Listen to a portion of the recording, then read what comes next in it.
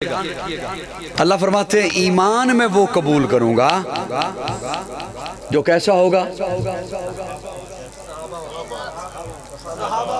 ہوں بول لو نا جڑا کہہ رہے سو تک تو سمجھ کیسا کیسا. اب صحابہ کا ایمان دیکھیے اور میں ذرا اپنا ایمان دیکھوں اور صحابہ کا ایمان دیکھیے.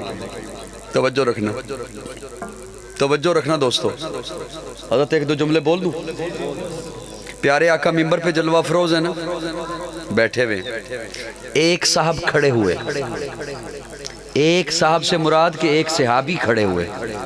حضور اسے فرماتے ہیں اجلس, بیٹھ. کیا فرمایا؟ بیٹھ. ایک اور صحابی جوتوں والی جگہ پر ہیں, ایک پاؤں مسجد سے اندر ہے ایک باہر ہے, وہ وہیں پر بیٹھ گیا. وہ ساتھ والا صحابی کہتا ہے حضور نے تجھے تو حکم نہیں دیا, پیارے آقا تو کسی اور کو حکم دے رہے ہیں, تو یہاں پہ بیٹھ گیا. وہ کہتا ہے مجھے پتہ ہے حضور نے مجھے حکم نہیں دیا, حکم کسی اور کو دیا ہے, لیکن حکم یہ ہے کہ بیٹھ جا. اور کانوں میں میرے حضور کی یہ آواز پڑ گئی ہے بیٹھ جا. میں کھڑا تھا, اب میں کھڑا کیسے رہ سکتا ہوں؟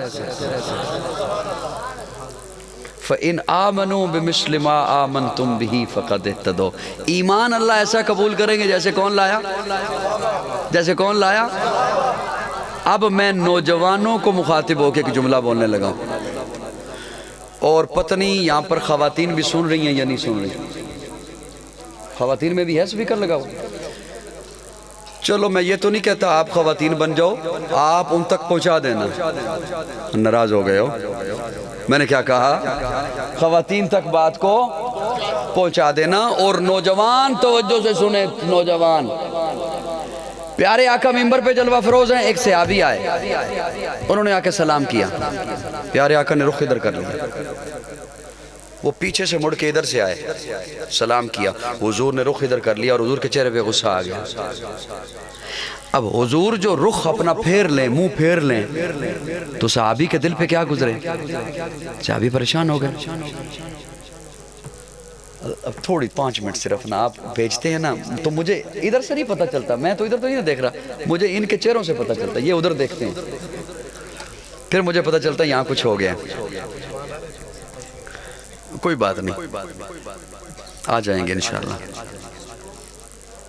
صاحبان توجہ ہے, مجھے خود بات بھول جاتی ہے کہ بندہ کہاں پہ ہے, کیا کرنا چاہتا ہے بات, اور کدھر جا رہی ہے. وہ پیارے آقا نے رخ پھیر لیا, حضور کے چہرے مبارک پہ غصہ آ گیا, چہرہ مبارک حضور کا سرخ ہو گیا. صحابی پریشان ہو گئے. دوسرے صحابی اس صحابی کو کہتے ہیں کہ پریشان ہوئے ہو نا کہ حضور نے سلام کا جواب بھی نہیں دیا اور حضور رخ بھی پھیر لیا. ہاں تو ذرا سوچو تو صحیح, حضور نے ایسا کیوں کیا؟ کہتا ہے نہیں سمجھ آتی.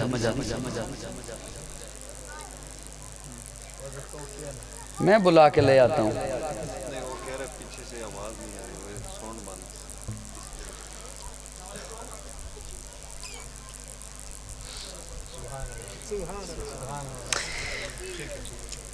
چلو ٹھیک ہے, اب سگنل. جی نہیں کوئی بات نہیں, کوئی بات نہیں. میں الحمدللہ خوش دلی سے بیٹھا ہوا ہوں, بات کر رہا ہوں. مجھے تو یہ گھنٹہ اور کہیں تو میں کرتا رہوں گا بات, کوئی بات نہیں. تو وہ صحابیوں سے فرماتے ہیں کہ تجھے نہیں نہ پتا چلا کہ حضور کیوں غصے. نوجوانوں توجہ, سونا مرد کے لیے. وہ صحابی باہر گئے, اس انگوٹھی کو اتارا, جتنا بازو میں زور تھا اس زور سے اس انگوٹھی کو دور پھینک دیا. وہ ساتھ والا صحابی کہتا ہے حضور نے پھینکنے کا حکم تو نہیں دیا, گھر لے جاتا, بیوی کے کام آ جاتی, بیچ دیتا, ویسے تیرے کام آ جاتی, کاروبار میں لے آتا.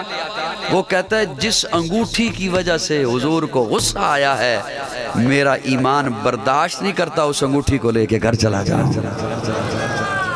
آج ہم کہتے ہیں پھپھو نے پہنا دی, ایک ہی بیٹا تھا اس کی شادی ہے, چچا نے پہنا دی, ابا نے پہنا دی.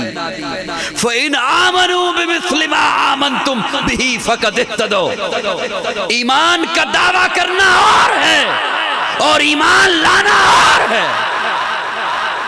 حضرت خبیب ایک ہاتھ بندہ ہے اس طرف, ایکو کم کرو, ایک ہاتھ بندہ ہے اس طرف، دوسرا ہاتھ بندہ ہے دیوار پہ اس طرف، اور ہتھیلی پر کیل ٹھونکے گئے ہیں، میخیں گاڑی گئی ہیں، کیل ٹھونکے گئے ہیں، پاؤں الگ سمت پہ، دوسرا پاؤں الگ سمت پہ، یوں دیوار کے ساتھ چپکایا ہوا ہے جیسے فریم چپکائی جاتی ہے، سارا وجود لہولہان ہے، سارا وجود چھلنی ہے، گردن ایک طرف کو ڈھلکی ہوئی ہے، ابھی جان گئی کہ گئی، جان لبوں پر ہے۔ اس عالم میں اس ظالم نے آزمانا چاہا حضرت خبیب کے ایمان کو، اور صرف یہ کہا خبیب کیا خیال ہے تجھے یہاں سے اتار دیا جائے اور تیری جگہ تیرے نبی کو کھڑا کر دیا جائے؟ وہ خبیب جس کی جان لبوں پر تھی وہ بپھرے ہوئے شیر کی طرح گرجا اور گرج کے بولا کتے بکواس نہ کر، میرے جیسے لاکھوں محمد کے جوتے پہ قربان۔ فَإِنْ آمَنُوا بِمِثْلِ مَا آمَنْتُمْ بِهِ، جب تک آج کل پھر پاکستان کی عدالتیں ختم نبوت کے آئین کو چھیڑ رہی ہیں، یاد رکھیے جب تک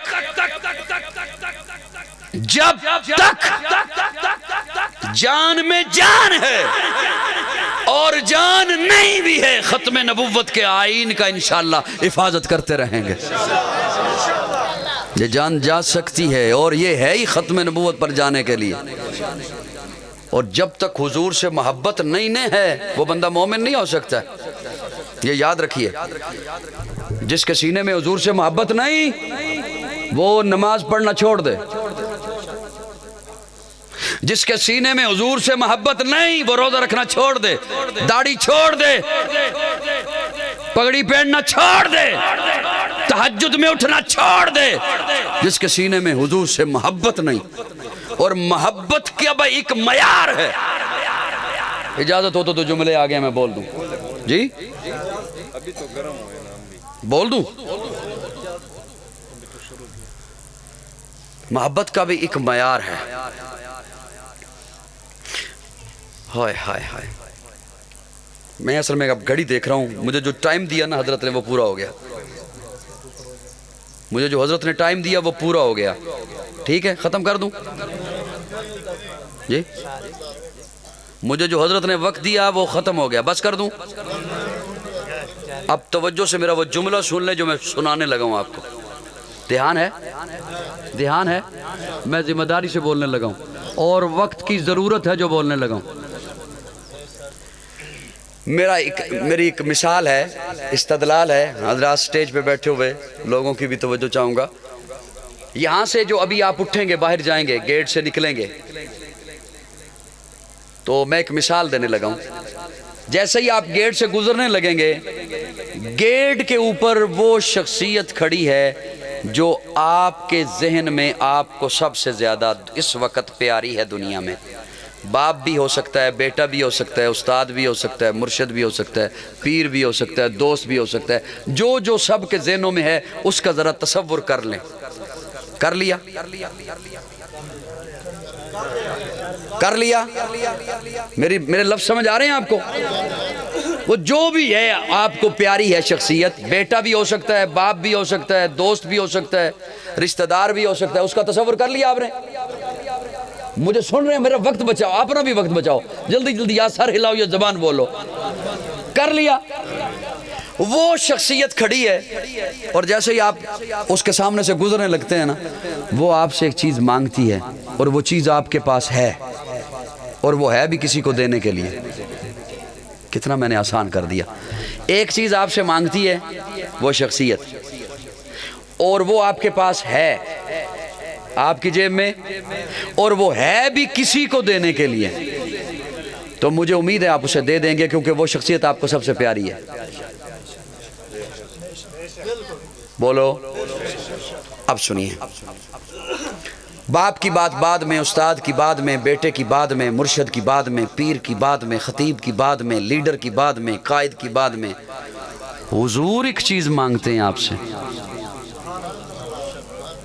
میں ذمہ داری سے لفظ بولوں گا، وہ پیارے آقا چیز مانگتے ہیں جن کے سامنے کافر آئے تھے کہ آپ کو اقتدار دیتے ہیں، دولتیں دیتے ہیں، سونا چاندی دیتے ہیں، دنیا کا جو چیز مانگے دیتے ہیں، یہ کلمہ چھوڑ دیں، اس کی دعوت چھوڑ دیں۔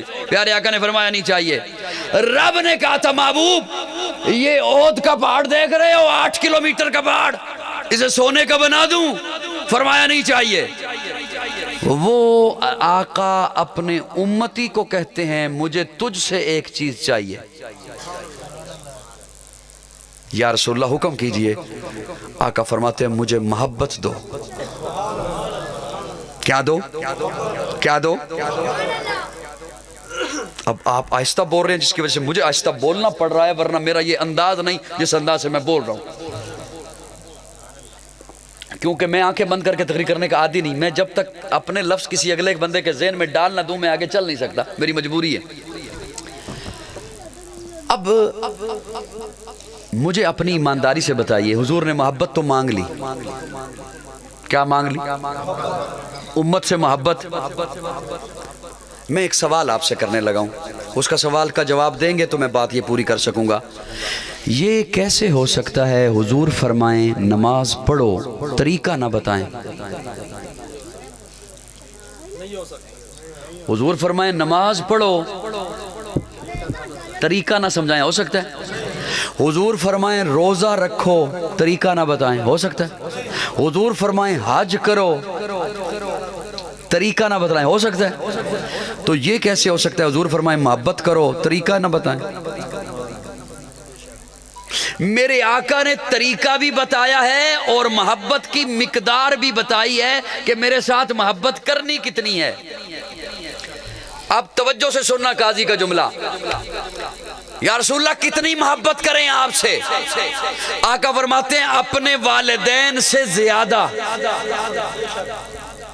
یا رسول اللہ بس بہت ہے؟ فرمایا نہیں، اپنی اولاد سے زیادہ۔ یا رسول اللہ بس کافی ہے؟ فرمایا نہیں، مال دولت، جائیداد، کھیتی باڑی، پلازے، مارکیٹیں، عہدے، منصب، سونا چاندی، ہیرے جواہرات، ڈالر، پاؤنڈ، پیسہ، کرنسی، ان سب سے زیادہ۔ یا رسول اللہ بس بہت ہے؟ فرمایا نہیں، اپنی جان سے زیادہ۔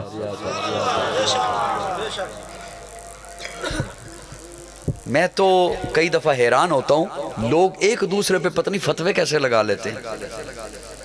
اس بات کو ذرا سوچیں، کسی پر فتوہ لگانے کی کسی کو ضرورت ہی نہ رہے۔ حضور فرماتے ہیں اپنی جان سے والدین کے برابر بھی کہتے تو بڑی بات تھی۔ آج اگر میں اپنی حالت دیکھوں نا، اولاد کے برابر بھی کہتے تو بڑی بات تھی، مال کے برابر بھی کہتے تو، جان کے برابر بھی کہتے تو، لیکن حضور فرماتے ہیں بولو بولو بولو بولو کیا کیا کیا؟ ہوش میں بیٹھنا۔ یا رسول اللہ اگر اتنی محبت نہ کر سکوں آپ سے پھر؟ یا رسول اللہ آپ نے اتنی بڑی محبت کہہ دی، والدین سے زیادہ، اولاد سے زیادہ، جان سے زیادہ، مال سے، اگر اتنی محبت نہ کر سکوں پھر؟ وہ پھر حضور اب فتویٰ دیتے ہیں، میں اور آپ ہم پیروں اور مولویوں اور مفتیوں کے فتووں سے ڈرتے رہتے ہیں، پھر حضور فتویٰ دیتے ہیں۔ حضور فرماتے ہیں اچھا اگر اتنی محبت مجھ سے نہیں نہ کر سکتا تو لا یؤمنو، پھر خود کو مومن نہ کہنا، پھر خود کو مومن نہ کہنا۔ پھر تو سب کچھ ہو سکتا ہے، وڈیرا ہو سکتا ہے، نمبردار ہو سکتا ہے، منسٹر ہو سکتا ہے، چودھری ہو سکتا ہے، علامہ ہو سکتا ہے، قاضی ہو سکتا ہے، قاری ہو سکتا ہے، خطیب ہو سکتا ہے، پروفیسر ہو سکتا ہے، ڈاکٹر ہو سکتا ہے، سب کچھ ہو سکتا ہے، مومن نہیں ہو سکتا۔ مومن۔ اب سوال یہ پیدا ہوتا ہے حضور نے یہ جان سے زیادہ کیوں؟ حکیم الامت مولانا اشرف علی تھانوی رحمت اللہ تعالیٰ علیہ، انہوں نے کیا خوبصورت جملہ لکھا۔ وہ فرماتے ہیں خودکشی کے لیے آگ میں کوئی چھلانگ لگائے حرام ہے، نہر میں کوئی چھلانگ لگائے خودکشی کے لیے حرام ہے۔ کیوں حرام ہے؟ یہ گھڑی میری ہے، یہ گھڑی میری ہے، میری ملکیت ہے، میں جسے مرضی دے دوں، میری ہے نا، میری ہے، میں دے دوں۔ یہ پیسے آپ کے تھے، آپ کی جیب میں تھے، آپ نے مجھے دے دیے، جان بھی تو میری ہے. بڑا قیمتی جملہ بولنے لگا ہوں. جان بھی تو میری ہے, ضائع کر دوں؟ خودکشی کے لیے اس پر میرا حق ہے, اس کی حد اور ہے. یہ پیسے پر آپ کا حق ہے, اس کی حد اور ہے. جان میری ہے, رب کی عطا کردہ, اس پر ایک حد اور ہے.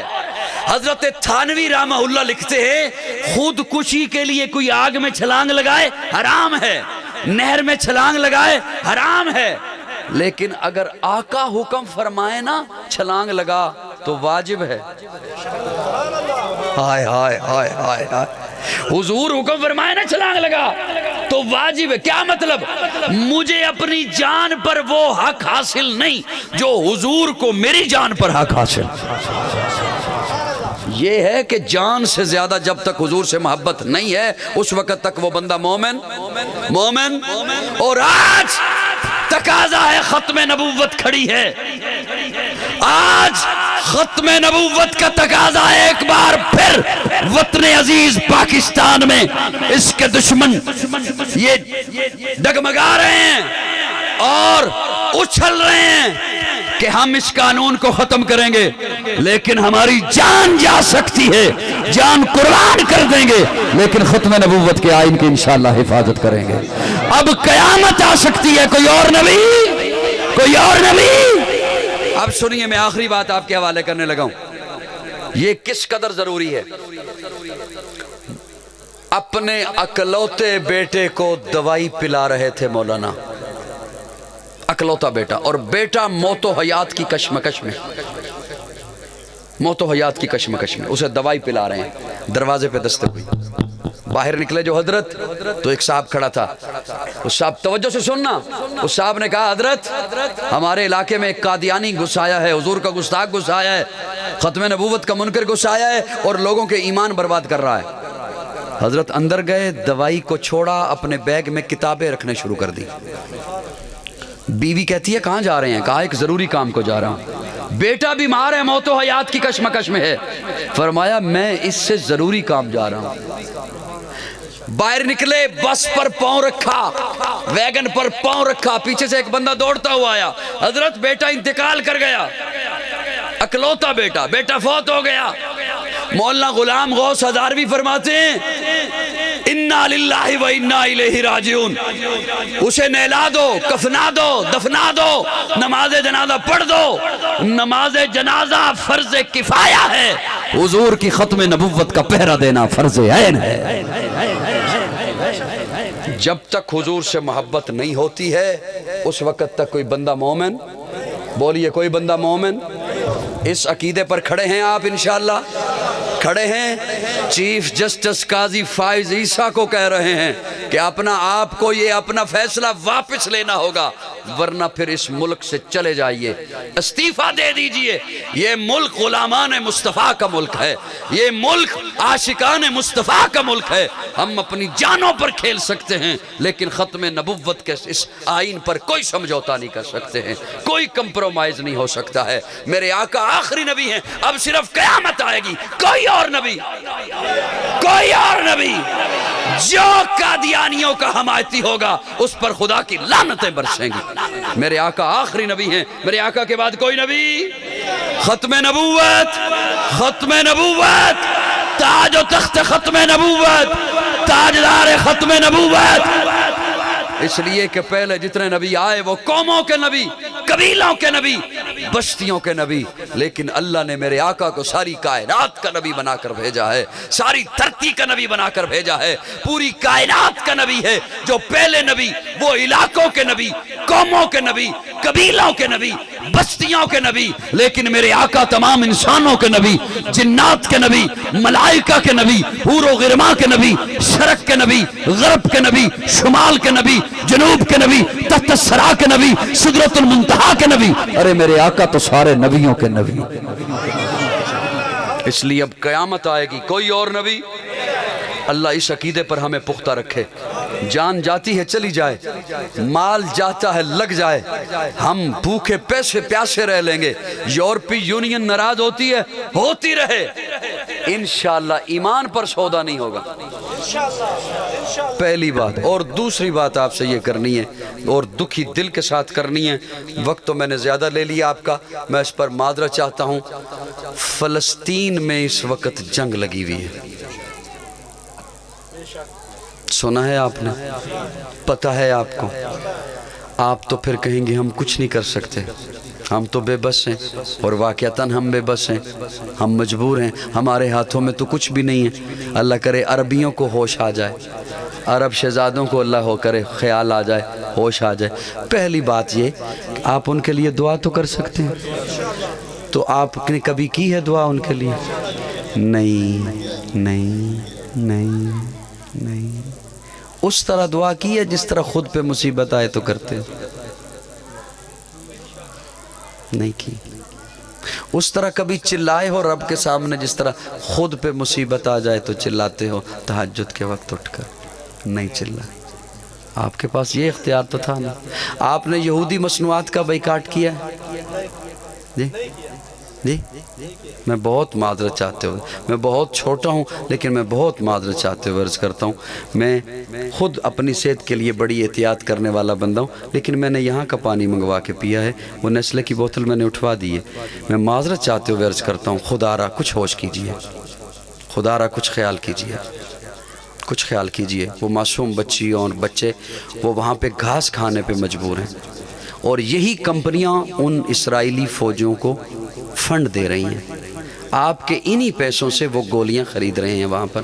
کیسے برداشت کر رہے ہیں آپ؟ کیسے یہ قوم برداشت کر رہی ہے؟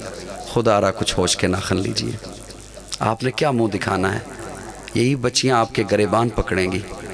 یا تو حضور کا کلمہ چھوڑ دیجئے، ورنہ حضور کے اس فرمان کو اپنے سینے میں جگہ دیجئے کہ پیارے آقا نے فرمایا کہ مسلمان کی مثال ایک جسم کی مانند ہے، پاؤں پہ بھی کانٹا چبھے تو سر میں بھی درد ہوتا ہے۔ اس بات کا تھوڑا سا خیال کیجئے۔ اللہ رب العزت ہمیں حقیقی معنوں میں